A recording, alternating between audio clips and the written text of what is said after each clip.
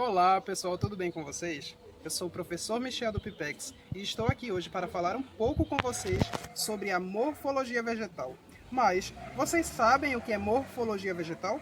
Vamos entender isso pela própria palavra. Morfo significa forma, logia, estudo. Então é o estudo da forma dos vegetais. Então para isso a gente precisa saber quais são as partes das plantas. Então vamos lá.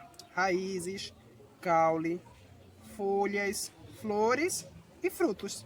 Nesse vídeo nós veremos especificamente as raízes e os caules. Então começaremos a falar sobre as raízes. Quais são as funções de uma raiz? Vocês sabem? Pois bem, a raiz ela tem função de absorver água do solo, de absorver nutrientes. Algumas raízes elas conseguem guardar nutrientes, ou seja, reservar, né? Existem raízes também que têm função de fixação no solo. Então são várias as funções de uma raiz, não é? E quais são os tipos, olhando pela parte da morfologia?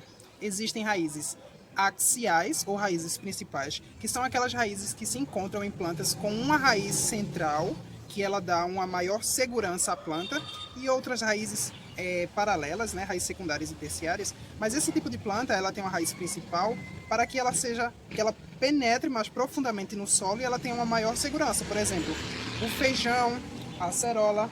E existem também as raízes adventícias, ou chamadas de cabeleiras, que por exemplo a gente encontra na cana de açúcar, no milho. Temos um exemplo aqui, ó, de uma raiz cabeleira, onde você não consegue identificar uma raiz principal. Por quê? Porque ela é feita um monte de pelinhos, tá vendo? As raízes que conseguem acumular reserva de nutrientes são as chamadas raízes tuberosas. E temos alguns exemplos dessas raízes que nós podemos comer. Quer um exemplo? A cenoura é uma raiz tuberosa que ela acumula reserva de beta-caroteno. E isso aí faz muito bem para a nossa saúde. Outro exemplo é a batata doce, onde ela tem reserva de amido. Então temos também os caules, não é? Então qual a função de um caule? Sustentar a copa de uma planta, não é? Transportar nutrientes e diversas outras funções que a gente pode encontrar também, reserva de nutrientes. Então, por exemplo, o caule, a gente tem a haste, que é esse tipo de caule aqui, fininho e maleável. Temos o tronco, que ele é encontrado com plantas com casca grossa, plantas mais altas.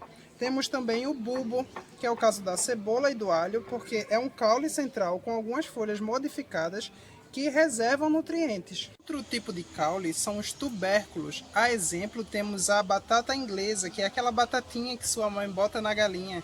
Esse tipo de caule ele reserva amido.